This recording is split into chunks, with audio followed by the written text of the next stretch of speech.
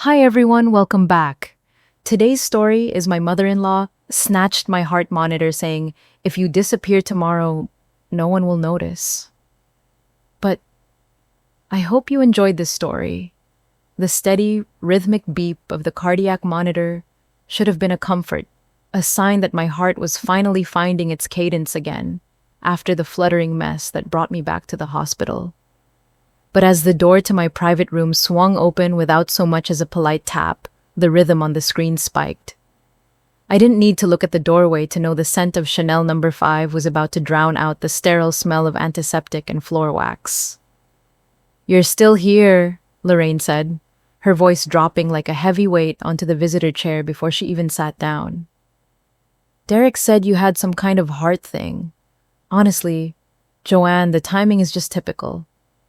I kept my eyes on the gray morning light filtering through the blinds, my hand reflexively going to my nightstand. My thumb found the voice memo app on my iPhone by muscle memory alone, a habit born from 12 years of being told I remembered things wrong.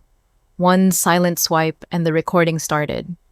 I was 38 years old, an ICU nurse, with 12 years of experience at St. Luke's, and here I was hiding a phone like a guilty teenager from my own mother-in-law.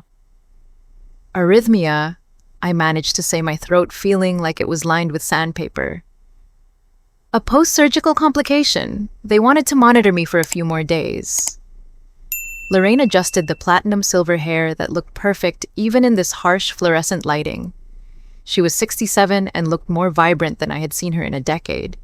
There was a healthy flush in her cheeks, a brightness in her eyes that hadn't been there when her kidneys were failing. My kidney was doing its job well. "Post-surgical." She gave a dismissive wave of her hand, the large diamond heirloom ring on her finger catching the light. "I thought you just had a little cyst removed. Derek said it was minor. Hardly worth all this fuss." The pull of the healing incision in my lower left abdomen felt like a hot wire when I breathed in too deep. I reached down, pressing my palm against the hospital gown to steady the pain. "It was minor enough." I lied the words, tasting like ash. "Well, I had actual surgery," Lorraine said, leaning back and smoothing her pink cardigan. "A kidney transplant, a major life-altering operation. And look at me. I was discharged a week ago, and I am already up and about. Some of us just have a stronger will to recover, I suppose. Some of us don't have the luxury of lying in bed for every little ache." I looked at the teal silicone bracelet on my right wrist, the one the National Kidney Registry had sent me. "Gift of life," it said in embossed letters. I kept it tucked under the sleeve of my gown, a secret treasure and a secret burden. "I'm happy you're doing so well, Lorraine," I said. "I'm doing wonderfully, because of my angel," she whispered, her voice suddenly thick with a performative tremor. "The stranger who saved me. A selfless, beautiful soul who didn't ask for a single thing in return. Not like certain people who always seem to be tallying up what they're owed." The monitor beside me chirped a warning as my pulse climbed to 85. I knew the physiology of it. The adrenaline hit the constriction of the vessels. I was a professional, a woman who had spent a decade keeping people alive in the most chaotic moments of their lives, yet this one woman could make me feel like a failing student with a single look. Lorraine stood up, her movements fluid and easy. She walked to the window, her heels clicking sharply against the linoleum. She looked out at the Minneapolis skyline for a moment, before turning back to me, the mask of the doting mother-in-law completely gone. Her eyes were as cold as the frost on the glass. "You know what I was thinking lying in my hospital bed last week?" she asked, her voice dropping to a sharp, lethal whisper. I didn't answer. I couldn't. "I was thinking that if you disappeared tomorrow, Joanne, no one would notice. Not really." The air left my lungs. The monitor's beep became a frantic staccato rhythm. 90, 95, 100. "Derek would move on," she continued, stepping closer to my bed. "He should have married Christine Hartley. Her mother and I still talk about it. He needs someone with substance, someone who doesn't just take up space." She reached out, then her hand moving toward the IV pole, where the cardiac leads met the portable transmitter. Her fingers were steady, her expression almost bored. "All this beeping is giving me a headache," she said. "Do you really need all this attention? It's just noise." "Lorraine, don't," I said, my voice cracking. "Those are the leads." "Oh, please. You're just being dramatic. You nurses are always so high-strung." With a sharp, calculated tug, she disconnected the main lead wire. The steady rhythm on the screen flatlined into a solid, piercing alarm. The silence of the actual heart rate was replaced by the mechanical shriek of the system. Lorraine didn't flinch. She simply straightened her cardigan, looking at her nude manicure as if she had just adjusted a tilted picture frame on a wall. "There," she said, her voice sweet again. "Much better. Now you can get some actual rest instead of all that performative signaling." The door burst open. I expected a nurse, maybe a technician, but it was Nathan Cole who stood there. He was 34, a fellow in transplant surgery, and the man who had been the second set of hands in the operating room when my kidney was placed into the woman currently standing by my bed. He looked at the disconnected wire dangling from the transmitter, then at Lorraine's hands, then at me. "What is going on in here, doctor?" Cole asked, his voice low and vibrating with a professional fury I had only seen a few times in my career. Lorraine spun around, a perfect, practiced smile, materializing on her face in an instant. "Oh, doctor, thank goodness you're here. The machine started making such a terrible noise, and I think I accidentally bumped something while I was trying to comfort my daughter-in-law. These things are so sensitive, aren't they?" Dr. Cole didn't smile back. He didn't even look at her for more than a second. He walked straight to the monitor, his hands moving with surgical precision to reconnect the leads. "That lead didn't fall off Mrs. Westbrook," Dr. Cole said, his eyes finally snapping to hers. "I was standing at the door. I saw you pull it." The silence that followed was heavier than the alarm had been. Lorraine's mouth opened, but for the first time in 12 years, no poison came out. She looked at me then, back at the doctor, her face pale. "I have rounds to finish, doctor," Cole said, his voice flat.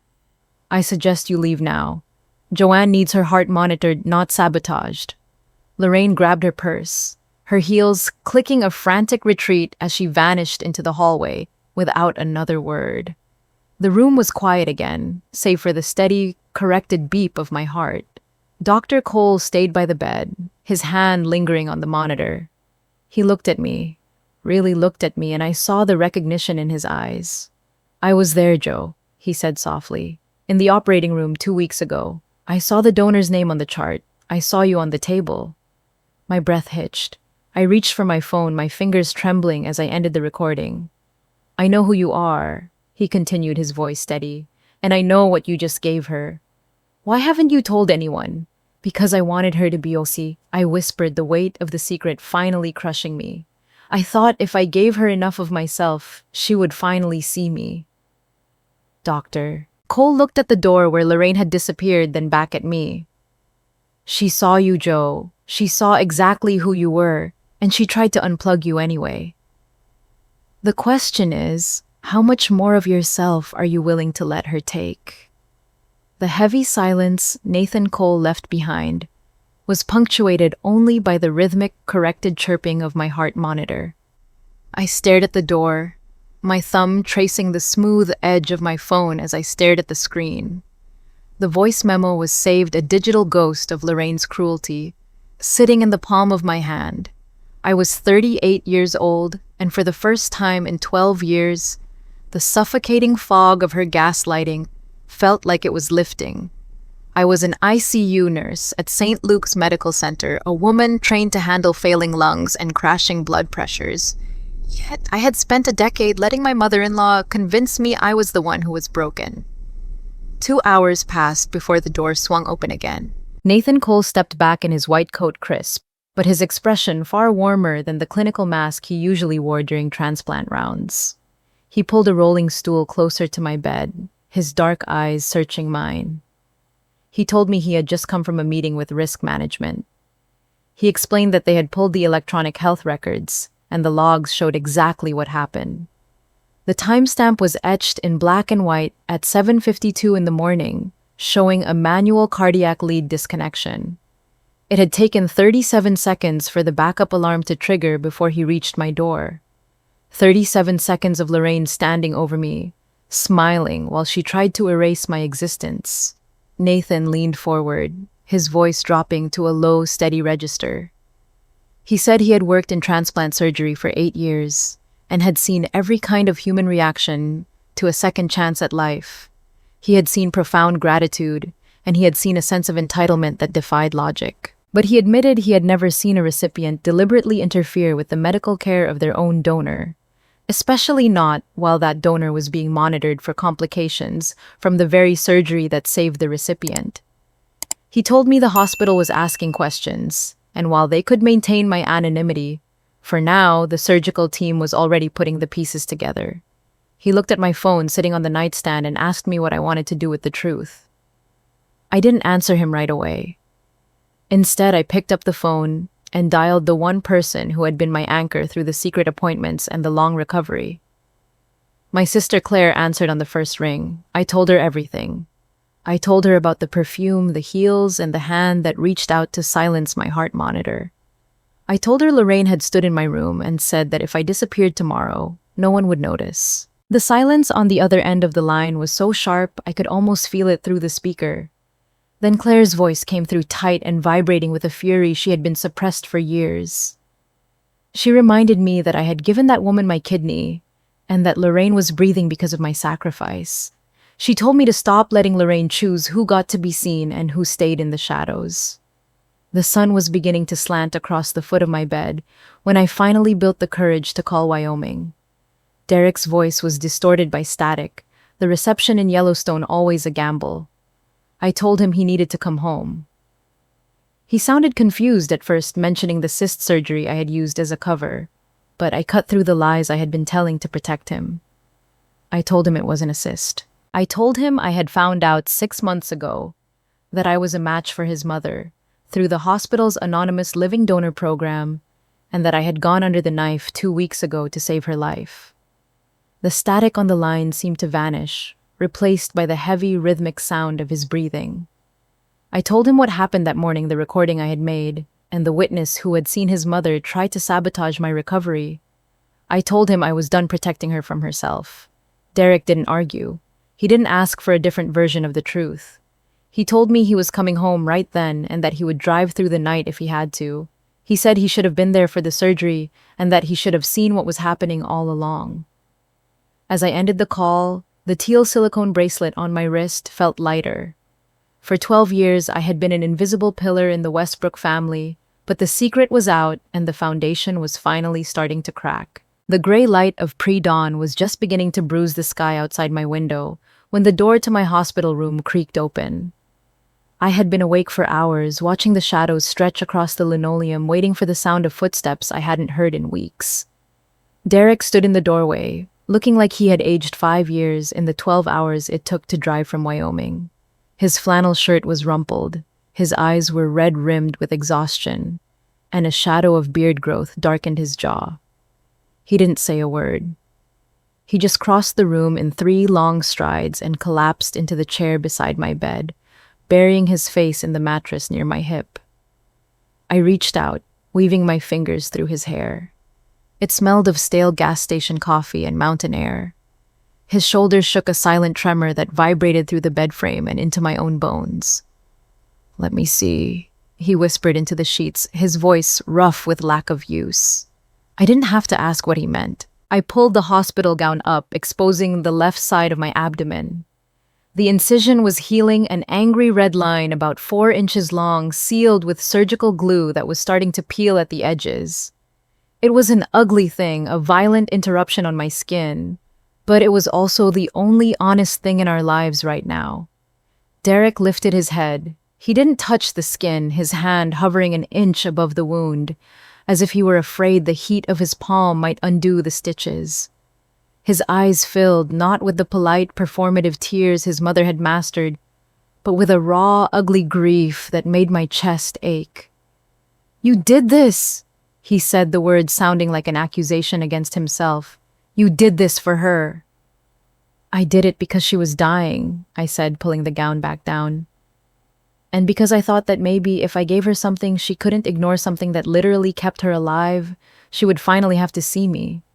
She doesn't deserve you, Derek said, sitting back and rubbing a hand over his face. She never did. I left you a voicemail, Joe, the night before your surgery. Did you ever listen to it? I shook my head. I was afraid to. I thought you were going to tell me not to do it. Or worse, that you didn't care enough to have an opinion. I said I knew you were hiding something, he said, meeting my eyes. 3 weeks of you vague work trips and routine appointments. I am conflict avoidant. Joe, I am not blind. I suspected. I just didn't know what. Why didn't you push me? Because you never ask for anything, he said quietly. You spend your whole life fixing things for other people. I thought if this was something you needed to do on your own terms, the only way I could love you was to get out of your way. I was wrong. I should have been here. I should have protected you from the surgery, and I definitely should have protected you from my mother. By early afternoon, the room had transformed from a space of recovery into a war room. Dr. Cole had arranged for a conference call, his phone sitting in the center of the rolling table like a sleek black monolith. My sister Claire was on the speaker, her voice tinny but sharp enough to cut glass. The hospital is proceeding with an internal incident report, regardless of your personal wishes, Dr. Cole said, his arms crossed over his white coat. What your mother-in-law did was a violation of patient safety protocols. There will be consequences. At minimum, she will be restricted from patient care areas and flagged in our security system. She will blame Joe for that, Derek said from his perch on the windowsill.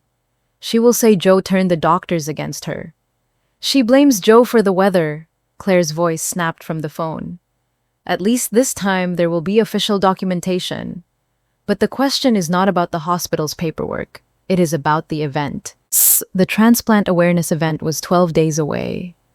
It was a black tie gala in the hospital atrium, a night for donors and recipients to mingle and celebrate second chances. Lorraine was the keynote speaker. She is scheduled to speak about her anonymous angel, Dr. Cole said, a dry edge to his tone.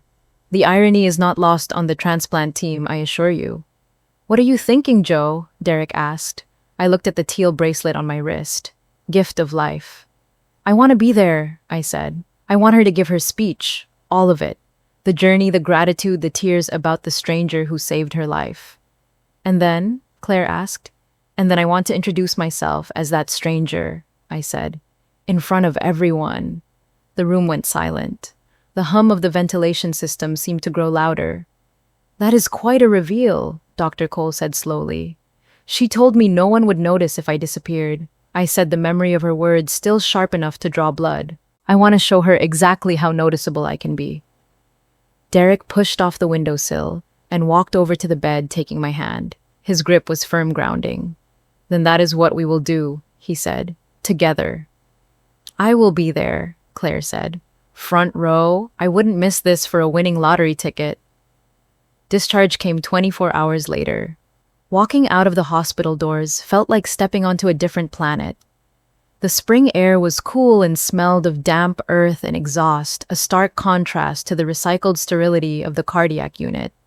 Derek walked close enough to brush my arm, his hand hovering at the small of my back, as if he expected me to crumble. Our house was quiet, the kind of stillness that usually brought me peace, but now felt heavy with everything. We hadn't said for 12 years. I moved slowly, my body remembering the trauma of the surgery and the stress of the complication, but I was healing. The rhythm of my heart was steady. I sat on the edge of our bed while Derek brought my bag upstairs. My phone pinged with an email notification, the sound loud in the hushed room. It was a message from the family group chat. Lorraine. I wanted to share my draft for the speech next week, the email read. I think it really captures the emotional journey I have been on. I opened the attachment. It was 5 pages long. I scrolled past paragraphs about her strength, her unwavering faith, and the support of her friends. I scrolled past the description of her suffering and her bravery. Near the very bottom, tucked between a Bible verse and a thank you, to her surgeon was a single sentence. To my anonymous angel, thank you for the gift of life. One sentence. After everything, Derek came into the room and saw me staring at the screen. He leaned over my shoulder reading the text. "She is really going to stand up there and say that?" he asked. "After trying to unplug your monitor." "Yes," I said, closing the laptop with a snap. "She is. And you are going to let her—" "I am going to let her show everyone exactly who she is," I said. "And then I am going to show them who I am." I touched the scar through the fabric of my shirt. It was a permanent mark, a map of where I had been and what I had lost. But for the first time, I didn't feel like hiding it. Let her have her speech. Let her have her moment in the spotlight. I would be waiting in the wings, and when I stepped out, there would be no more shadows left for either of us to hide in. The silence of our house had a different texture now. For 12 years, the quiet had been a space where I waited for Derek to leave for a trip or for Lorraine to call with a new crisis. Now, 8 days after my discharge, and nearly 4 weeks since the surgery, the silence felt like a held breath. My recovery was moving into the itching stage, a maddening, prickly sensation under the surgical glue on my left side that my nursing training told me was a good sign. It meant the nerves were waking up. It meant the tissue was knitting itself back together. Derek was working from the dining room table, his laptop open to a spread of photos from Yellowstone. He hadn't gone into the field once since he brought me home. He brought me coffee in the mornings, the mug steaming and dark, and watched me walk with a hawk, like intensity that would have annoyed me a month ago. Now I just let him watch. "What do you want to wear?" he asked, not looking up from his screen. "To the event." I paused in the doorway of the kitchen. The Transplant Awareness event was 6 days away. It was a black tie affair, the kind of night Lorraine lived for, full of champagne flutes and local news cameras and opportunities to be benevolent. I hadn't let myself think about the practicalities of it. I had only thought about the moment. "I hadn't thought about it," I said, leaning against the door frame. My energy was returning, but my stamina was still a finite resource. By 2 in the afternoon, I usually needed to sit. "I think you should look like you," Derek said. He finally looked up, closing his laptop. "Not trying to impress anyone, not hiding, just you." I thought about the closet upstairs filled with beige and pastel cardigans I had bought because Lorraine said they made me look softer. She always wanted me softer, malleable. Then I thought about the back of the closet where I kept the things I actually liked. "The blue dress," I said. "The silk one from our anniversary 3 years ago." Derek smiled a slow expression that reached his eyes. "The one my mom said made you look washed out. That is the one." "Perfect," he said. "Wear that one." It was a small rebellion, microscopic in the grand scheme of things. Wearing a dress my mother-in-law hated to an event where she was the guest of honor. But as I walked to the living room, I realized that rebellions didn't start with explosions. They started with putting on the wrong dress. They started with refusing to disappear. I sat on the sofa and picked up my phone. My thumb hovered over the voicemail icon. I had carried Derek's message around like an unexploded ordnance since the night before my surgery. I had been terrified to listen to it, convinced it would be a plea to stop, or worse, a casual check-in that proved he had no idea what I was facing. But we were different people now. The man who sat at the dining room table wasn't the same man who had left for Wyoming. And I certainly wasn't the same woman. I pressed play and held the phone to my ear. "Joe, I know you are doing something you are not telling me about," Derek's voice said, tinny through the speaker but clear. "I can hear it in your voice. Whatever it is, I trust you. And whatever happens, I love you. That is not conditional on anything. Just come home safe. I love you. Good night." The recording ended with a soft click. I sat there for a long time, listening to the hum of the refrigerator and the distant sound of a lawnmower down the street. He hadn't asked. He hadn't demanded. He had offered the one thing I had been trying to earn from his mother for a decade: trust. "I listened to your voicemail," I said when Derek came in to refill his water glass. He stopped his hand tightening around the glass. And you knew. I suspected, he corrected. I didn't know what. I thought maybe you were sick, or maybe you were leaving me. Why didn't you push? Why didn't you come home? Because you never ask for anything, he said, leaning against the counter. You carry the whole world without asking for help. I thought if this was something you needed to do alone, I should let you. I thought respecting your space was the right way to love you.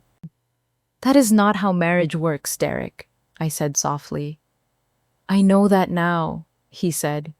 He walked over and sat on the coffee table in front of me, his knees bumping mine. I am sorry I wasn't there. You are here now, I said. And for the first time, I believed it. 2 days before the event, the doorbell rang with a sharp, insistent rhythm that could only belong to one person. I didn't even have to get up. I heard the key turn in the lock, a spare I had given my sister 5 years ago that Lorraine still didn't know existed. I brought wine, Claire's voice announced before the door was fully open. And backup. She swept into the living room, carrying an overnight bag in one hand and a bottle of expensive Cabernet in the other. She looked like she was ready for a fight or a celebration, and knowing Claire, she was hoping for both. She dropped the bag on the floor and pulled me into a hug that smelled of expensive perfume and determination. Show me the scar, she said, pulling back and looking me up and down. Claire. I started instinctively reaching to pull my cardigan tighter. Joanne Marie, she snapped, though her eyes were gentle.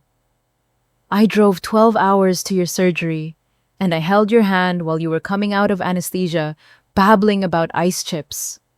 Show me the scar now that it is healing. I lifted the hem of my shirt. The incision was a pink line now neat and precise, sitting just above my hip bone. Claire studied it with the intensity of a general inspecting a battlefield. It is smaller than I thought, she said quietly, for something that meant everything. Kidney donation scars are usually small, I said, dropping my shirt. It is laparoscopic now. They pull it out through a small incision. The scar isn't what I am measuring, Claire said. She reached out and touched my cheek. How are you? Really? I am angry, I admitted, and I am tired, but mostly I am ready. Claire turned her attention to Derek, who was standing in the doorway, holding 3 wine glasses. Her expression hardened. And you, she said. You are staying this time. I am not going anywhere, Derek said, setting the glasses down on the coaster. Good, Claire said. Because your mother is a piece of work, Derek. But you have been enabling her for 30 years. You let her treat my sister like hired help. I know, Derek said. He didn't look away, didn't make an excuse. I know. Knowing is not enough, Claire said, pouring the wine with a steady hand. What are you going to do? Whatever Joe needs me to do, he said. That is a start, Claire murmured, handing him a glass. So, what is the plan for Saturday? I took a sip of the wine. It was rich and dry, grounding me. I want to be there, I said. I want to sit in the audience. I want to let her give her speech. I want to let her cry about her angel. Claire nodded slowly, a small, dangerous smile touching her lips. You want to give her the full rope. I want her to show everyone exactly who she thinks she is, I said, and then I want to show them who I actually am. That isn't revenge, Joe, Claire said, clinking her glass against mine. That is justice. I looked at the dark red liquid in my glass. Is there a difference? Maybe not. Or maybe I just didn't care about the distinction anymore. The night before the event, the house felt charged like the air before a summer storm. I stood in front of the full-length mirror in our bedroom, wearing the blue silk dress. It fit differently now. I had lost 8 pounds since the surgery, and the fabric draped a little looser around my hips, but the color was electric. It made my eyes look gray and sharp. It hid the scar completely. No one looking at me would know that I was missing an organ. No one would know that 4 weeks ago surgeons had reached inside me and taken a piece of my life to give to the woman who wanted to erase me. You don't have to do this, you know, Derek said. I turned. He was sitting on the edge of the bed, his tie undone, looking at me with a mixture of pride and fear. Claire was sitting in the armchair, nursing a second glass of wine, watching me. "Do what?" I asked. "The public reveal," Derek said. "The event. You could just let it go. We could skip it. We could move on and just cut her out quietly." "Could I?" I asked. I looked back at my reflection. Could I let it go? Could I watch her stand on that stage, bathed in applause, accepting credit for surviving a miracle I had bled for? Could I watch her cry about her anonymous angel, while knowing she had looked me in the eye and told me I was worthless? Yes, I could. I had done it for 12 years. I had swallowed the insults and the exclusions and the subtle cruelties. I could do it again. But I didn't want to. "She told me I was invisible," I said to the reflection. "She said no one would notice if I disappeared, while she was alive because of my kidney." "Joe," Derek started standing up. "I am not doing this for revenge," I said, turning to face them. "I am doing this because I have spent 12 years letting her define my worth. I have spent 12 years auditioning for a role she was never going to give me. And I am done." Claire set her glass down. "What do you want to feel?" she asked. "Tomorrow, when it is all over, when the shouting stops and the shock wears off, what do you want to feel?" The question hung in the air. I closed my eyes. "Free," I whispered. "I want to feel free. Whether she apologizes or attacks me or cries her fake tears, I want to walk away knowing I told the truth, that I was seen, that I mattered enough to fight for." "Then that is what we will do," Claire said. I looked down at my wrist. The blue dress had long sleeves, but I could feel the silicone band of the bracelet against my skin. "Gift of life," it said. I gave her life. Tomorrow, I was going to take back mine. The garden atrium at St. Luke's Medical Center did not smell like a hospital that night. It smelled of money and hothouse lilies, a thick, cloying scent that tried to mask the antiseptic reality just down the hall. Waiters circulated with trays of sparkling cider and hors d'oeuvres, weaving through a crowd of donors, recipients, and board members who were all smiling, the polite, tight-lipped smiles of people attending a charity gala. I smoothed the silk of my blue dress over my hips. It was the dress Lorraine had once called uninspired, but tonight it felt like armor. Under the long sleeve on my right wrist, the teal silicone bracelet pressed against my pulse. Gift of life. My heart was beating a steady rhythm against my ribs, calm and deliberate. 4 weeks ago, I had been wheeled out of an operating room in this very building, -1 organ. 3 weeks ago, Lorraine had been discharged claiming a miracle recovery. Now we were both standing in the same room, breathing the same air, her life sustained by the piece of me she didn't know she carried. "She doesn't see us yet," Claire murmured, standing close enough that her shoulder brushed mine. She was holding a glass of cider like a weapon, her eyes scanning the room with predatory focus. "She will," Derek said. He was standing on my other side, his hand resting lightly on the small of my back.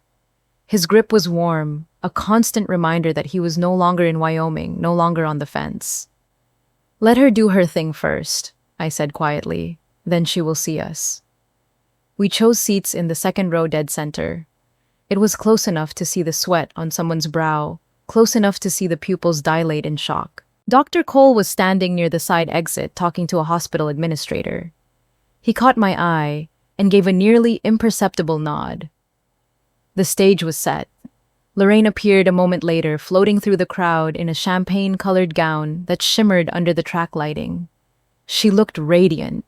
Her platinum hair was coiffed into a perfect architectural wave, and the diamond heirloom ring on her finger caught the light as she waved to an admirer. She spotted us, and for a fraction of a second her smile faltered. A flicker of annoyance crossed her face, the look one gives a waiter who drops a fork before the mask snapped back into place. She glided over to us, trailing the scent of Chanel No. 5. "Joanne Derek," she exclaimed, her voice pitched just loud enough to be heard by the board member standing nearby. "I didn't think you would be well enough to come." "I'm feeling much better, Lorraine," I said, keeping my voice even.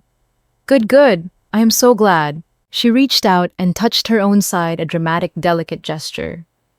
I am still quite sore myself, of course. Major surgery takes a toll, but you know what they say, the show must go on. I felt a muscle in my jaw jump. She was talking about my kidney. She was talking about the organ I had grown, the tissue that had filtered my blood for 38 years, as if it were simply a prop in her personal drama. Break a leg with your speech, Lorraine, I said. Thank you, dear, she said, patting my arm with a condescending affection that made my skin crawl. It is going to be very emotional. I hope you brought tissues. She swept away toward the podium, stopping to accept a hug from the chief of surgery. The show must go on, Claire whispered, her voice trembling with suppressed rage. She is talking about her transplant like it is a Broadway debut. That is my mother, Derek said, his voice flat. Not for much longer, I said, watching her ascend the stairs to the stage. Not the version she is showing everyone tonight. The lights in the atrium dimmed, casting the audience into a respectful twilight while a spotlight washed the podium in white brilliance. A microphone whined with a high-pitched feedback squeal before settling into clarity. Lorraine stood there bathed in light, looking for all the world like a saint who had descended to bless the masses. The room hushed. Programs rustled, and then went still. Thank you all for being here today, Lorraine began, her voice trembling with a practiced vulnerability. My name is Lorraine Westbrook, and 4 weeks ago I was dying. She paused. It was a perfect pause, long enough to let the weight of the words settle, but not so long that it became awkward. She dabbed at the corner of her eye with a lace handkerchief she had pulled from her sleeve. My kidneys were failing, she continued, looking out over the crowd with wet, shining eyes. The doctors told me I had weeks, maybe days without a transplant. I had made my peace. I had said my goodbyes to my beloved son Derek and prepared myself for the end. I sat with my hands folded in my lap. She hadn't said goodbye. She had spent those weeks complaining that the hospital food was too salty and that the nurses were incompetent. She had spent those weeks terrorizing Derek about his career choices. But I held on to my faith, Lorraine said, her voice strengthening. I knew that if it was meant to be, a path would open. And then a miracle happened. She launched into the narrative she had constructed, a story where she was the brave protagonist fighting against the darkness. She talked about her strength. She talked about her resilience. She talked about the support of her wonderful friends who brought casseroles and cards. She spoke for 10 minutes, weaving a tapestry of her own glory. And not once did she mention the fear, the anger, or the reality of the waiting list. Then she took a breath and leaned into the microphone. And then I received a call. A match had been found. Through the anonymous living donor program, someone, a stranger, had given me the gift of life. The tears flowing down her cheeks now looked real. Maybe they were. Lorraine loved a tragedy, especially one where she was the survivor. I will never know who this person is, she said, her voice thick with emotion. They chose to remain anonymous, a quiet hero in a noisy world. But I want them to know, wherever they are, that I think of them every single day. Every breath I take is because of them. The audience was enraptured. I saw a woman in the front row wiping her eyes. Lorraine had them in the palm of her hand. To my anonymous angel, Lorraine whispered, looking up toward the ceiling as if consulting God directly. Thank you. Thank you for choosing to save a life. Thank you for giving a stranger a second chance. I will spend every day of my remaining life trying to be worthy of your gift. Applause erupted in the atrium. It started as a ripple and grew into a wave, people clapping for the beautiful sentiment, for the brave woman, for the idea of selfless grace. Lorraine bowed her head, humble and gracious, soaking it in like rain after a drought. I didn't clap. Claire gripped the armrest of her chair until her knuckles turned white. Derek sat like a statue, his eyes fixed on his mother. Before the applause could fade, Dr. Cole stepped out from the shadows near the stage. He walked up the stairs with a purposeful stride, moving past the podium to stand next to Lorraine. She looked startled, her smile flickering as he approached the microphone. This wasn't in the program. "Thank you, Mrs. Westbrook," Dr. Cole said, his voice projecting clearly over the dying applause, "for that moving speech." Lorraine recovered quickly, tilting her head. "Dr. Cole, I didn't know you were speaking tonight." "I will be brief," he said. "As one of the surgeons involved in Mrs. Westbrook's transplant, I wanted to add a footnote to her story. Organ donation is remarkable in all its forms, but living donation, where someone chooses to give a part of themselves while they are still walking, this earth is extraordinary." A murmur went through the crowd. Lorraine nodded vigorously. "Yes, exactly. My angel." The donor Mrs. Westbrook mentioned did not just check a box at the DMV. Dr. Cole continued, his eyes scanning the room until they landed on the second row. "They underwent major surgery. They gave up weeks of recovery. They accepted pain and risk for no other reason than to save a life." "It is truly humbling," Lorraine said, reaching for the microphone, trying to steer the moment back to herself. Dr. Cole didn't let go of the podium. "And tonight," he said, "I would like to invite that donor to stand." The room went deathly silent. The air conditioner hummed in the background. Heads turned, eyes scanning the sea of faces, looking for the stranger, the hero, the angel. Lorraine froze. Her hand hovered halfway to her chest. My heart was steady. My hands were steady. I took a deep breath, feeling the air fill my lungs, expanding the space where my kidney used to be. I stood up. The movement rippled through the room. I stood tall in my blue silk dress, the one Lorraine hated, and I didn't look at the floor. I looked straight at the stage. People frowned, confused. They looked around, waiting for someone else to stand. Then slowly, the realization began to dawn. The whispers started. Lorraine squinted against the spotlight. Her brow furrowed. She looked at me, then looked past me, then looked back at me. Her mouth opened slightly. The color began to drain from her face, leaving her makeup sitting on her skin like chalk. "The donor for Lorraine Westbrook's kidney," Dr. Cole said, his voice ringing with finality, "is her daughter-in-law, Joanne Westbrook." A collective gasp sucked the air out of the room. It was a physical sound, a vacuum of shock. Phone cameras that had been lowered were suddenly raised again. I met Lorraine's eyes across the 20 feet of space that separated us. I saw the horror dawn on her face. Not gratitude, not relief, horror. Because she knew. In that split second, she knew exactly what this meant. She knew what that she had said to me in that hospital room. She knew what she had done to the heart monitor. "Hello, Lorraine," I said, my voice carrying clearly in the silence. "I am your anonymous angel." For a moment, the tableau held. Lorraine on stage, frozen in her champagne gown. Me in the audience, standing in my blue silk. The truth hanging between us like a guillotine blade. Then the chaos broke. "That is not true," Lorraine stammered, backing away from the microphone. Her voice was shrill, stripping the gears of her carefully cultivated persona. "She is lying." Dr. Cole stepped back to the mic. "I have the surgical records, Mrs. Westbrook. I was in the operating room for both procedures. I harvested the kidney from Joanne and I placed it into you." "She planned this," Lorraine shouted, pointing a shaking finger at me. "She planned to humiliate me. This is a setup." "I planned to tell the truth," I said, not raising my voice. I didn't need to. The acoustics of the atrium carried every syllable. "Something I should have done 2 weeks ago, when you came to my hospital room, disconnected my heart monitor, and told me no one would notice if I disappeared." The crowd erupted. The gasp turned into a roar of murmurs. People turned to each other, eyes wide. The narrative of the saintly grandmother was dissolving in real time. "You said that to me," I continued, feeling Derek stand up beside me, a solid wall of support. "You said that to the person who gave you the kidney that is keeping you alive right now." "I never," Lorraine gasped, clutching her chest. "I never said that. Derek, tell them she is lying." Derek stepped forward, moving out of the row to stand next to me. He looked up at his mother, and for the first time in his life, he didn't look like a boy seeking approval. He looked like a man making a judgment.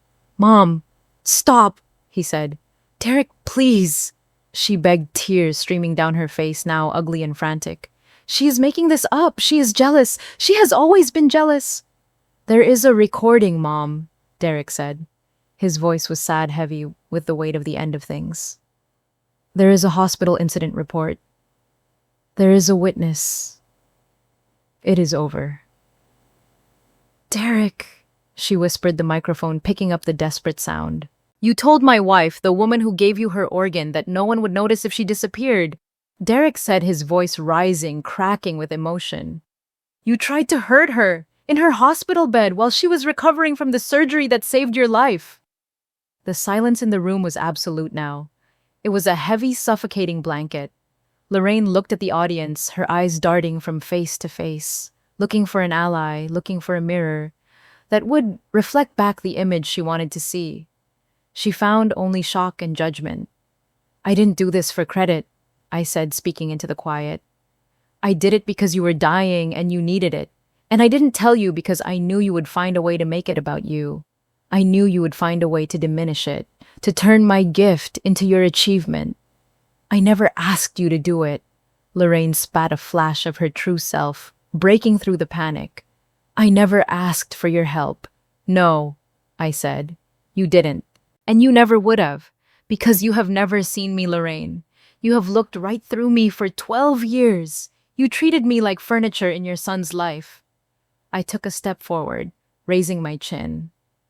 I felt the teal bracelet slide down my wrist. "Well," I said, "I am visible now. Look at me." Lorraine stood there alone on the stage, bathed in the merciless white light. She looked small. She looked old. And for the first time, she had nowhere to hide. The heavy oak door of the conference room clicked shut, cutting off the murmur of the stunned crowd in the atrium like a physical blow. The silence that followed was instant and suffocating. We were in a small holding room, usually reserved for grieving families or private consultations, a space smelling of lemon polish and stale anxiety. The fluorescent lights overhead hummed with a low insectile buzz that seemed to drill straight into my temples. Lorraine stood on the other side of the mahogany table, her chest heaving. The perfect grandmother mask she had worn on stage was gone, shattered into 1,000 jagged pieces. Her mascara had run into the creases around her eyes, not from tears of gratitude, but from a rage so pure it distorted her features into something unfamiliar and terrifying. "You planned this," she hissed, her voice trembling. "You have been planning this for months. You waited until I was at my most vulnerable in front of all my friends just to destroy me." I stood by the door, my hand still gripping Derek's arm. "I have been recovering from surgery for 4 weeks. Lorraine," I said, my voice sounding strangely calm in the small room. "Just like you. The surgery you chose?" She spat, slamming her hand onto the table. The diamond ring made a sharp crack against the wood. "No one asked you to be a martyr, Joanne. No one asked for your charity." "That is true," I said. "No one asked. I offered. I offered because you were dying.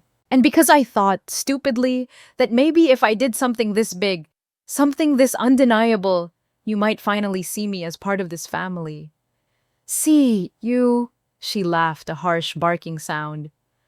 "I see you now. I see a manipulative, attention-seeking woman who would cut open her own body just to hold it over my head. You set me up. You let me give that speech just so you could pull the rug out. I waited because I wanted you to say exactly what you think I said. I wanted to hear you talk about gratitude and angels and gifts.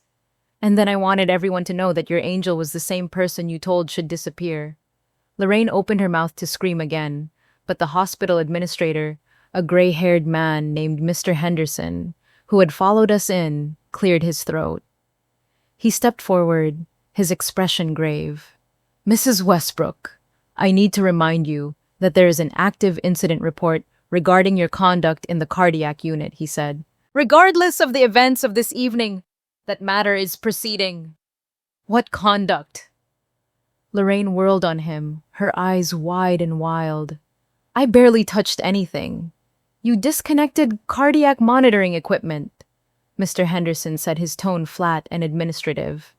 While making verbal threats to a patient, we have the electronic health record timestamp, the audio recording from Mrs. Westbrook's phone, and a physician witness. Lorraine's face drained of color, leaving her skin looking like old parchment. This is a conspiracy, she whispered. You are all against me. This is documentation, Mrs. Westbrook, Mr. Henderson said. Something you might want to consider before making further accusations of manipulation. Lorraine looked at him, then at me, and finally she turned her desperation toward the only person she had ever truly believed belonged to her. Derek, she pleaded, reaching across the table, her fingers grasping at the air. You cannot let them do this to me. I am your mother. I gave you life. And she is my wife, Derek said. He stepped fully into the light, placing himself between me and the table.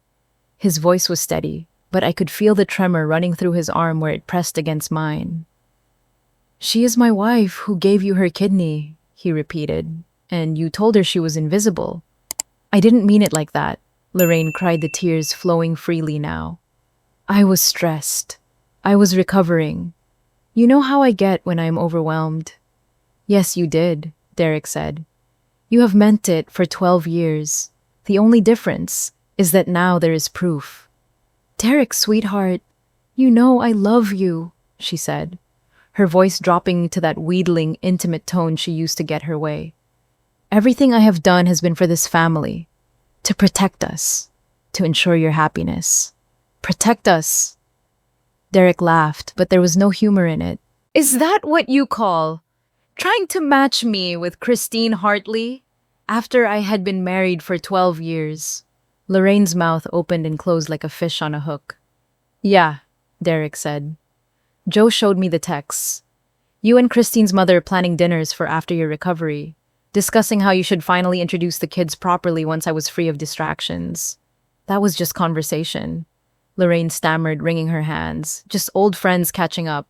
It was a backup plan, Derek said, his voice rising. In case Joe disappeared, in case you finally drove her away. Which you have been trying to do since the day you met her. He took a breath, and I saw the last 12 years of excuses and enabling fall away from him. I saw him remember every Thanksgiving, where she criticized my cooking every Christmas, where my stocking was empty every time she made me cry, and he told me to just be patient.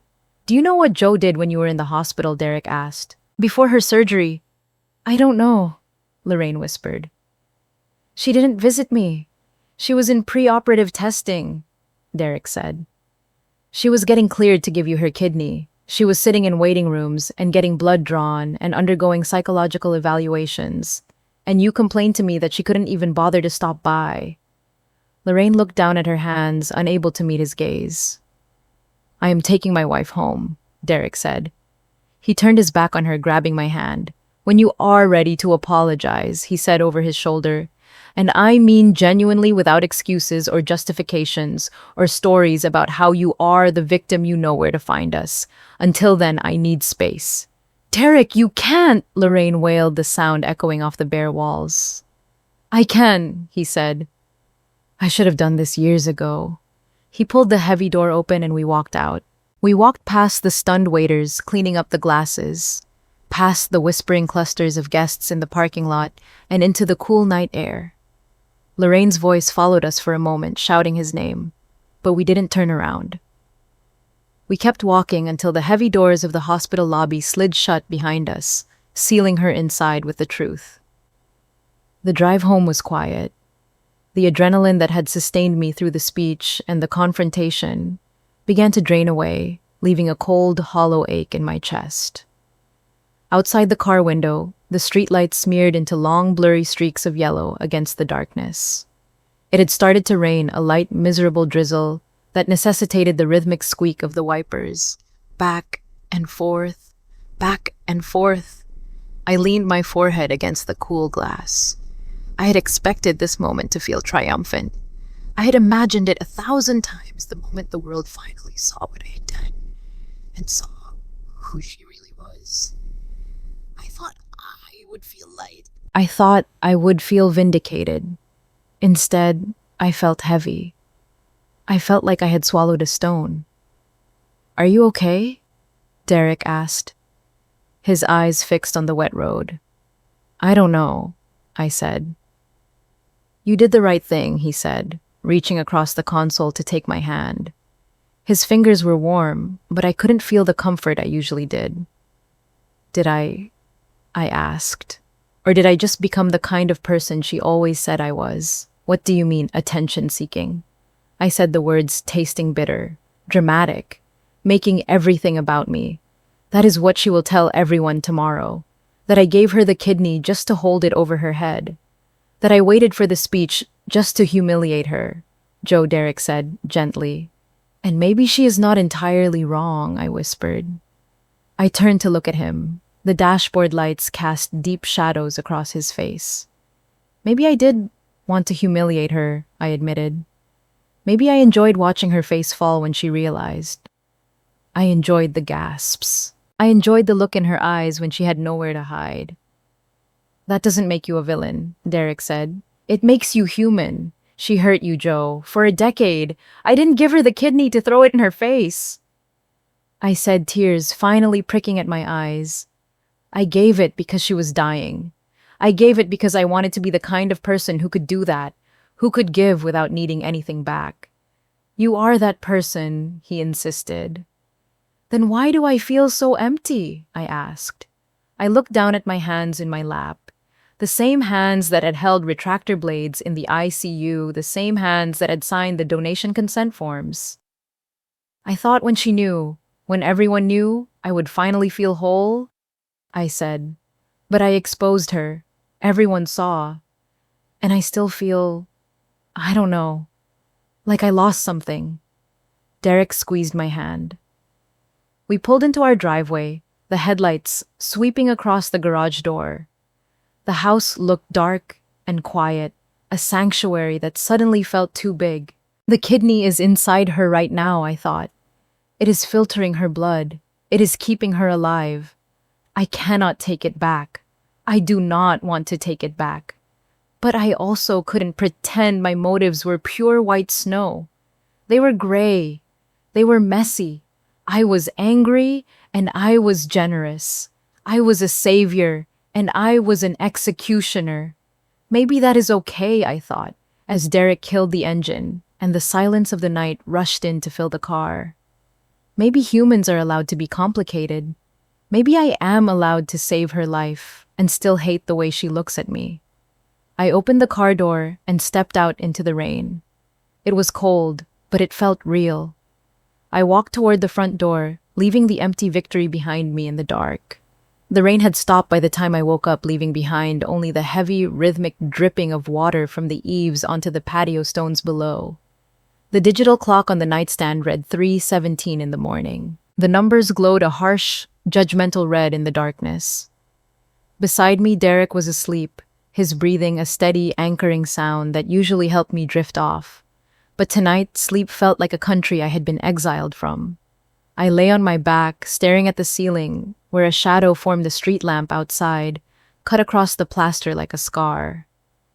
My hand moved instinctively to my left side, resting over the incision. It was just a line of healing tissue, now itching slightly in the humidity, but beneath it, there was a phantom sensation. A hollow space. A missing piece. My mind kept replaying the image of Lorraine's face in the conference room. I saw the way her mouth had crumpled, the way her eyes had darted around looking for an escape, the way she had looked small and terrified. I had wanted that. God help me, I had wanted to see her break. I had wanted to take the power back. But in the silence of 3 a.m, the triumph tasted like ash. I closed my eyes, and suddenly, I wasn't 38 years old anymore. I was 7. I was standing in the hallway of a house that smelled of lemon oil and stale cigarettes. My mother was standing by the front door, a beige suitcase in her hand. The handle was wrapped in a blue scarf. I could see the weave of the fabric. I could see the dust motes dancing in the light from the open door. "You are not the daughter I wanted," she had said. Her voice hadn't been angry. It had been factual. flat. I need someone who doesn't need so much, someone who is less. And then she had walked out. She hadn't looked back. The door had clicked shut, a final metallic sound that had echoed in my head for 3 decades. 2 weeks ago, in a hospital room, Lorraine had said almost the same thing. If you disappeared tomorrow, no one would notice. Different words, different woman, same message. You are not enough. You are not worth keeping. I sat up, swinging my legs over the edge of the bed. The floorboards were cold under my bare feet. I walked to the window and pressed my forehead against the glass, looking out at the wet, empty street. I realized then why I had done it. I realized why I had offered my kidney without hesitation, why I had gone through the testing, the surgery, the pain. I told myself it was because I was a good person. I told myself it was because she was dying and I could save her. And that was true. But it wasn't the whole truth. I gave Lorraine my kidney because I was still that 7-year-old girl, standing in the hallway, trying to be useful enough to be kept. I thought if I gave the ultimate gift, if I literally carved a piece of myself out and gave it to her, she would have to love me. She would have to see me. It was a transaction. I was buying my way into the family with flesh and blood. And yesterday on that stage, I had screamed, "Look at me. See what I did. Value me." That wasn't selfless sacrifice. That was desperation wearing a blue silk dress. I turned back to look at Derek. He shifted in his sleep, throwing an arm over the empty space where I had been lying. He loved me. He saw me. But I had spent 12 years trying to convince his mother to do the same, as if his love wasn't valid unless she countersigned it. But here's the thing about wounds. They do not heal when someone else finally acknowledges them. They heal when you stop ripping them open to show people how much you are bleeding. I couldn't make Lorraine see my worth. I couldn't make my mother come back through that door. But I could stop handing them the knife. My shoulders dropped. The tension that had been holding my spine rigid for 12 years seemed to dissolve, leaving me feeling strangely light. I wasn't victorious. I wasn't defeated. I was just done. I gave her my kidney. That was my choice. It was a good choice. It saved a life. What she did with that life and what she did with the knowledge of where it came from was her burden to carry, not mine. I walked back to the bed and slid under the covers. I pressed my back against Derek's chest, and he murmured something in his sleep, wrapping his arm around my waist. His hand landed gently over the scar on my side. I covered his hand with mine. What I do with the rest of my life is mine. The smell of coffee was the first thing that greeted me when I walked into the kitchen 5 hours later. It was rich and dark, mingling with the scent of rain-washed earth coming through the open window. The Sunday morning sun was soft, filtering through the trees in dappled patterns on the floor. Claire was sitting at the kitchen table, a mug in her hand, watching the steam rise. She looked up when I entered, her eyes scanning my face with that terrifying sisterly perception that missed nothing. "You look different this morning," she said. "I feel different," I said, walking over to the pot. I poured myself a cup, watching the black liquid swirl. "I didn't sleep much." "That is not it," Claire said. "You look lighter, less like you are bracing for impact." I sat down opposite her. The ceramic mug warmed my hands. "I did a lot of thinking last night about Mom." Claire stiffened slightly. "We didn't talk about Mom often. It was the DMZ of our relationship." "Why did you cut her off, Claire?" I asked. "Really, I know the story, but why did you finally stop answering the phone?" Claire took a sip of her coffee, setting the mug down with a deliberate click. "Because I realized I was living my life auditioning for a role I was never going to get. I spent 20 years trying to be the daughter she wanted. I tried to be successful enough, pretty enough, quiet enough. And one day I woke up and realized the role wasn't cast. It never was. She didn't want a daughter. She wanted a mirror." "A mirror," I repeated. "She wanted someone to reflect her best self back to her," Claire said. "And I was tired of being a prop. So I decided I would rather be the daughter I wanted to be, even if I had to be an orphan to do it. I looked down at my coffee. Is that what you think I have been doing with Lorraine auditioning? For 12 years, Joey. Yes. Claire reached across the table and covered my hand with hers. Her grip was fierce. But you need to hear this. You gave that woman your kidney. Whatever your reasons, whatever messy psychological stuff was mixed in with it, that is objectively a remarkable act of generosity.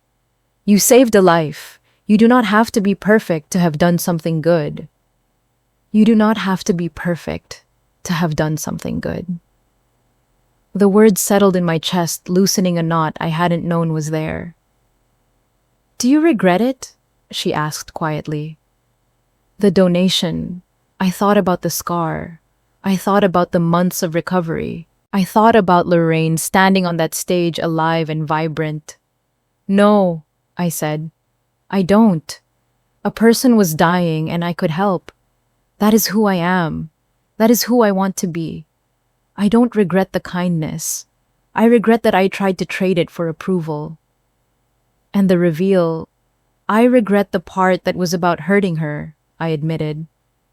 I don't regret the part that was about being seen. I think I am allowed to want both, to be genuinely generous and to be acknowledged for it. Claire smiled a real soft smile that made her look 10 years younger.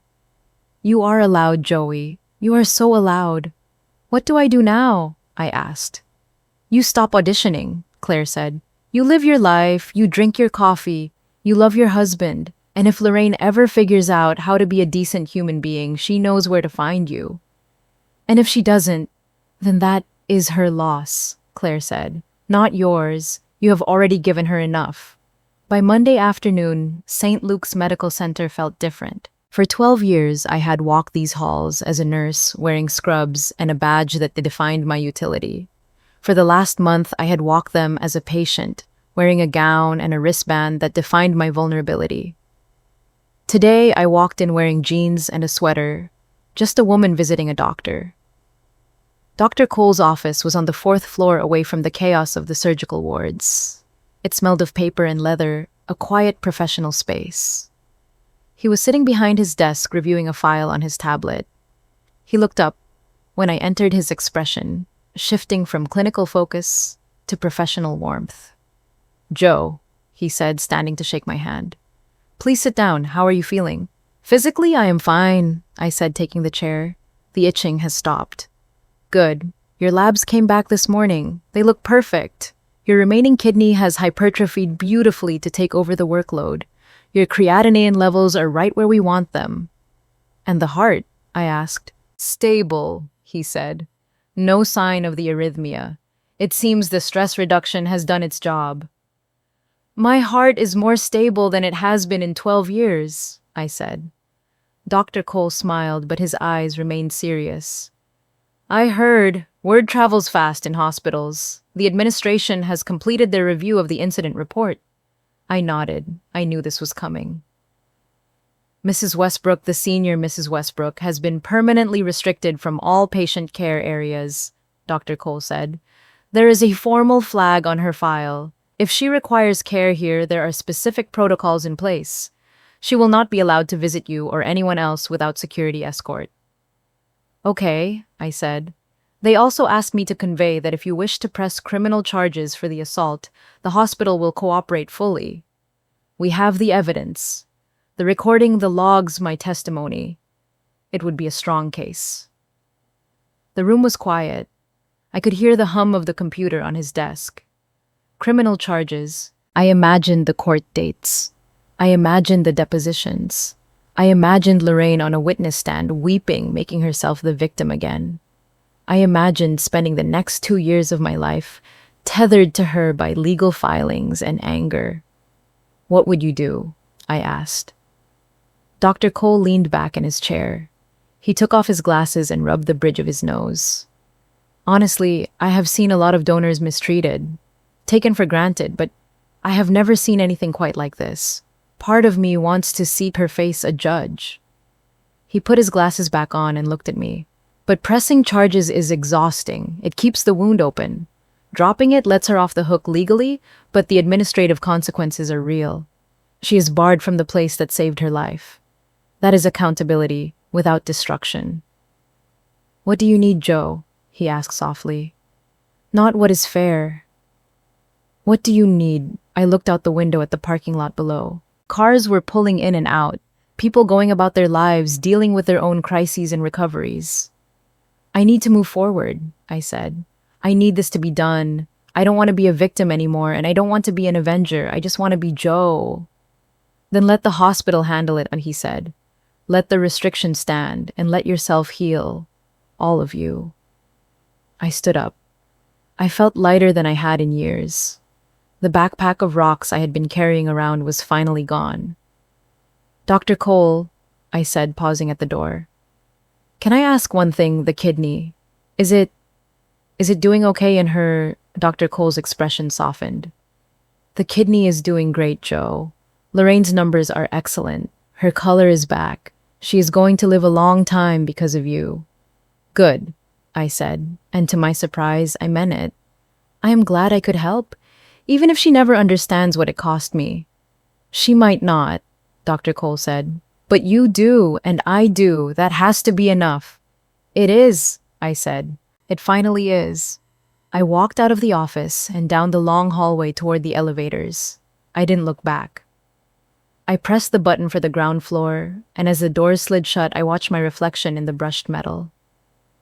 I looked tired. I looked older than I had 6 months ago. But my eyes were clear. I was going home.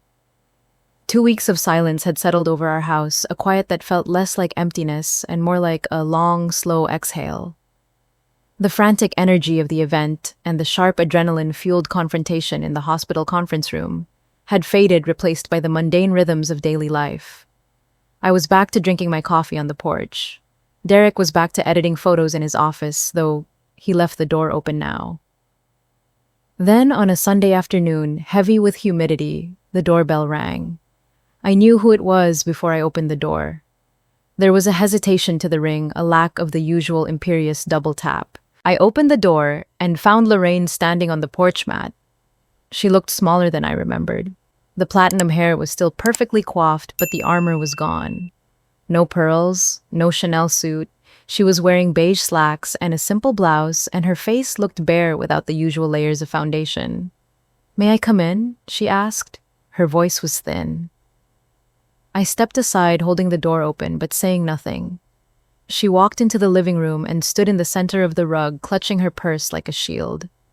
She looked around as if she had never been here before, or perhaps as if she were seeing it clearly for the first time. "The hospital called me," she said, not looking at me. "They have restricted me from the transplant program. Permanently. I am not allowed on the 4th floor without an escort."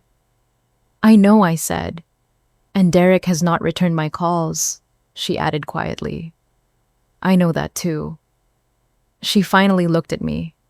Her eyes were red-rimmed, not the performative tears of the gala, but the raw, puffy evidence of sleepless nights. "I didn't know," she said, "that it was you.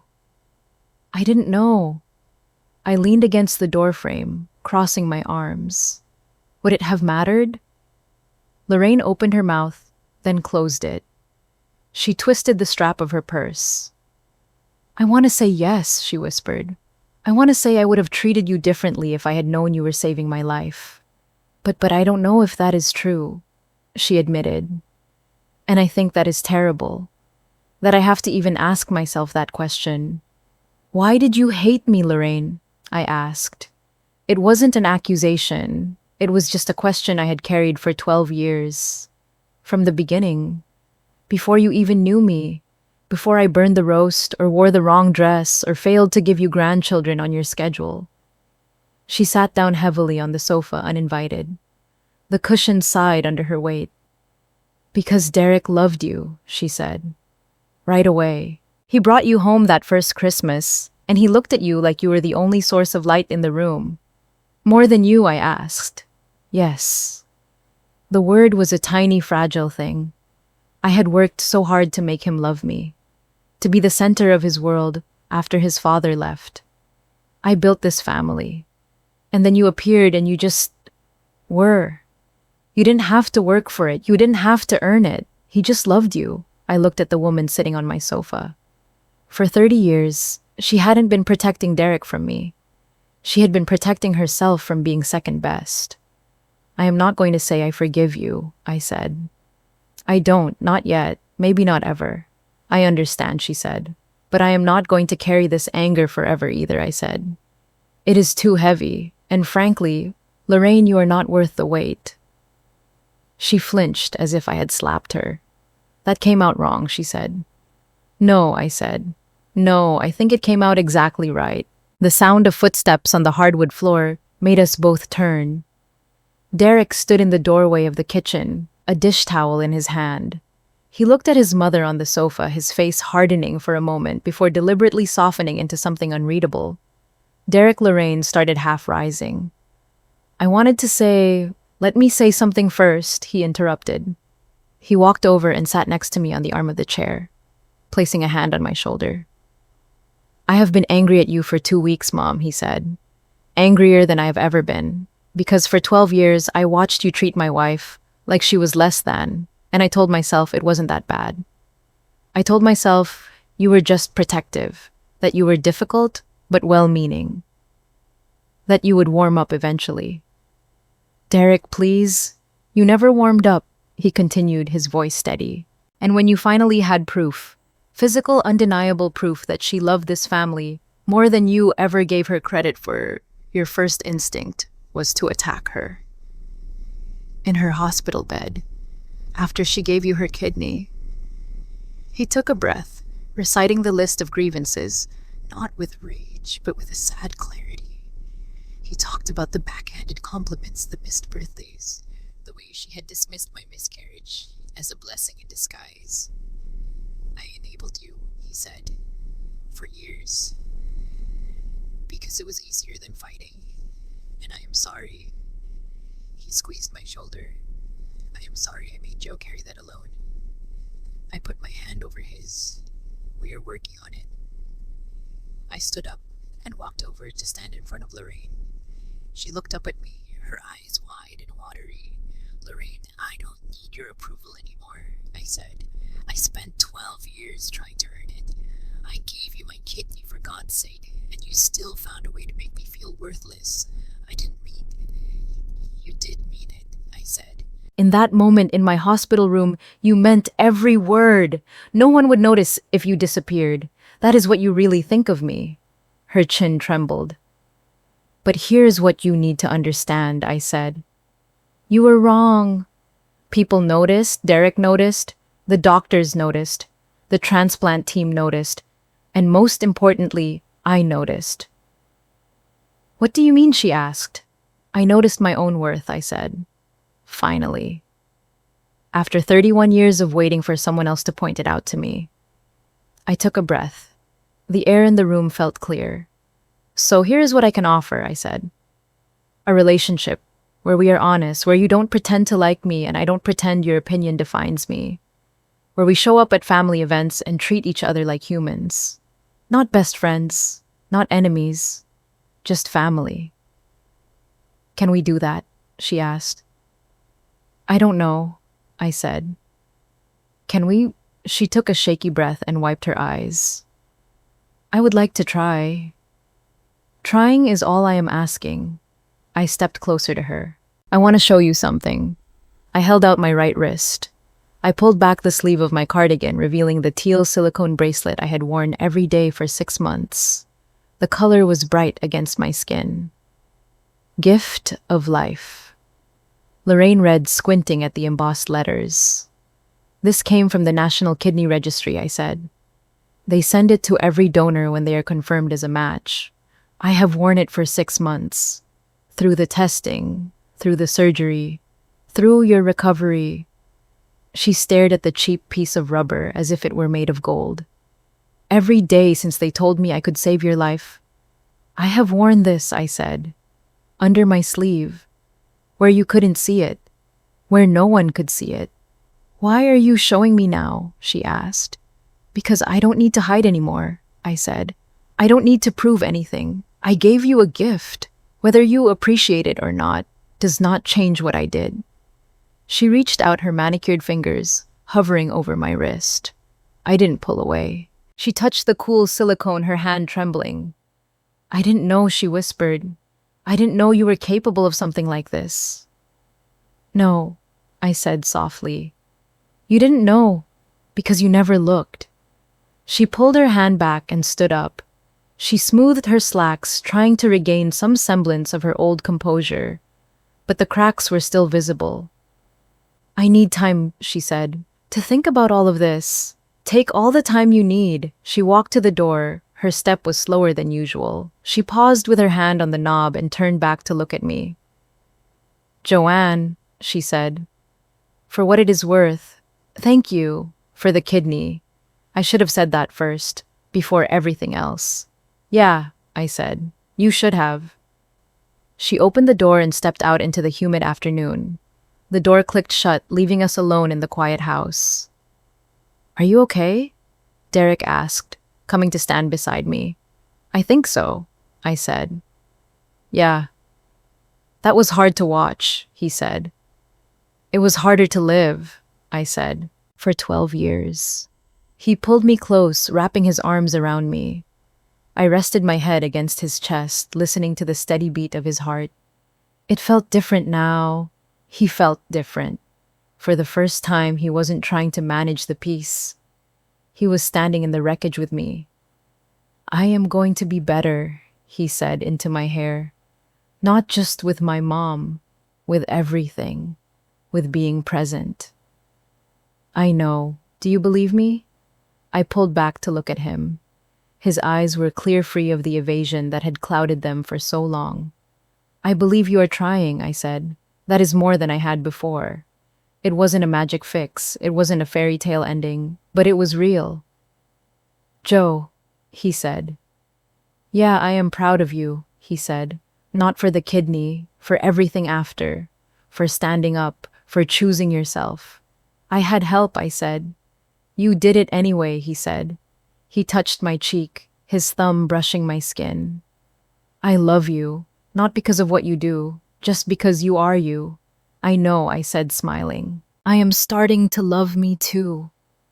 10 weeks after the surgery, the world had tilted on its axis and settled into a new alignment. Summer had arrived in Minneapolis, turning the gray dampness into lush green. I stood in the donor recognition garden at St. Luke's, a small, secluded courtyard, tucked away behind the cardiac wing. The air smelled of lilacs and warm pavement. Claire was sitting on a stone bench wearing sunglasses big enough to cover half her face. You know, for someone who gave away a kidney, you look annoyingly healthy, she said. One kidney is plenty, I said, watching a bumblebee navigate a cluster of purple flowers. Millions of people live with one. Millions of people didn't give theirs to their monster-in-law, she countered. She is not a monster, I said. She is just broken in ways I can't fix, and I have stopped trying to be the glue. That is very mature, Claire said. I hate it, I laughed. I am working on it. Dr. Cole walked into the garden, blinking in the sunlight. He wasn't wearing his white coat, just a blue button-down shirt. He looked less like a surgeon and more like a man enjoying a coffee break. Your latest labs are perfect, he said, joining us. You are fully healed, Joe. No restrictions. I nodded. The scar on my side had faded to a silvery line. A secret map I carried under my clothes, and the recipient I asked. I didn't say her name. I didn't need to. Her numbers are excellent, he said. She is doing well. Good. Dr. Cole gestured to the brick wall behind me. Have you looked yet? I turned. The wall was covered in small brass plaques, hundreds of them, each one representing a life, given to save another. Living donors, deceased donors, a chorus of silent generosity. I walked over and scanned the rows until I found it. It was new, the brass still shiny and unweathered. Joanne Westbrook, living donor. I traced the letters with my fingertip. I had chosen to be listed, not anonymous, not hidden. I used to think being seen meant being valued. I thought that if people looked at me, if they acknowledged my sacrifice, I would finally feel real. But being seen by the wrong people doesn't fill you up. It just makes you smaller. I saw myself now. That was what had changed. Not Lorraine's apology, which might never fully come. Not Derek's promises, which he would have to keep proving every day. Me. I chose to matter to myself. Derek walked up beside me and took my hand. His grip was warm and solid. "Ready to go home?" he asked. I looked at the plaque one last time. I gave her my kidney. I would never get it back. But I got something else back. Something I lost when I was 7 years old, standing in a hallway watching a suitcase disappear. I got the belief that I am enough, not because someone else finally said so, because I finally said it to myself. "Yeah," I said, turning away from the wall and squeezing his hand. "Let's go home." We walked out of the garden, past the lilacs and the buzzing bees, into the bright, uncompromised sunlight. The teal bracelet on my wrist caught the light, flashing like a beacon. I didn't pull my sleeve down to cover it. The kidney kept beating in someone else's body, doing its silent, necessary work. But my heart, my whole heart, finally beat in mine. We've all been there, haven't we? Maybe you haven't donated a kidney to a woman who despised you, but I would bet good money that you have stood in the hallway of your own life, holding a suitcase full of love and sacrifice, waiting for someone to open the door and invite you in. We fall into this trap so easily, especially as women who are taught from a young age that our value lies in our utility. We convince ourselves that love is a transaction. We think, if I just do enough, if I give enough, if I shrink myself small enough or make myself useful enough, then they will finally see me.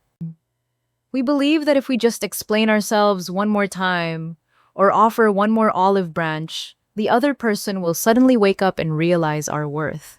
But Joe's story teaches us a brutal, necessary lesson. You cannot earn love from someone who is committed to withholding it. Joe gave a vital organ, a literal piece of her life force, hoping it would be the currency that finally bought her a seat at the table.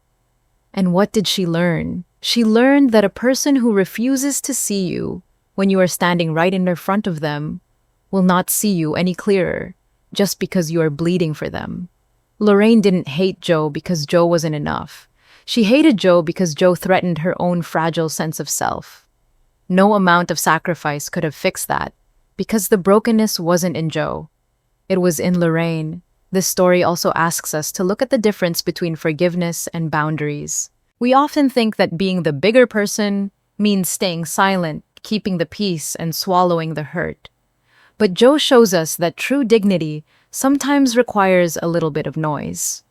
Standing up for yourself, speaking the truth out loud, and refusing to carry someone else's secrets is not an act of malice. It is an act of survival. When Joe stood up at that gala, she wasn't just exposing Lorraine. She was reclaiming her own reality. She was declaring that her narrative mattered.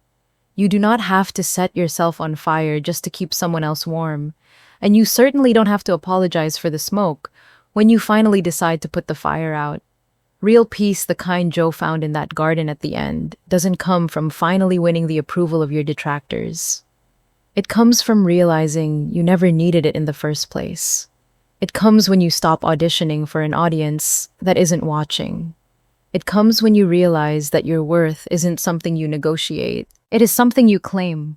Joe walked away with one kidney, but she became a whole person because she finally realized that she was already enough just as she was. So I want to leave you with a few questions to carry with you today. Who are you auditioning for right now? Is there someone in your life, a parent, a partner, a friend, whose approval you are trying to buy with pieces of yourself? Who is holding the yardstick of your worth, and why did you hand it to them? We often wait for a major crisis to force us to change, but you don't have to wait for a surgical table to realize your own value. You can choose to see yourself today. You can choose to stop disappearing. Because the truth is, if you disappeared tomorrow, the people who truly love you would notice. But the most important person who needs to notice that you are here, that you matter, and that you are worthy of taking up space is you. hướng dẫn người ta cách để người ta vào đây người ta sử dụng, hay là những cái lưu ý gì đấy thì mình sẽ viết hết các cái bài vào đây.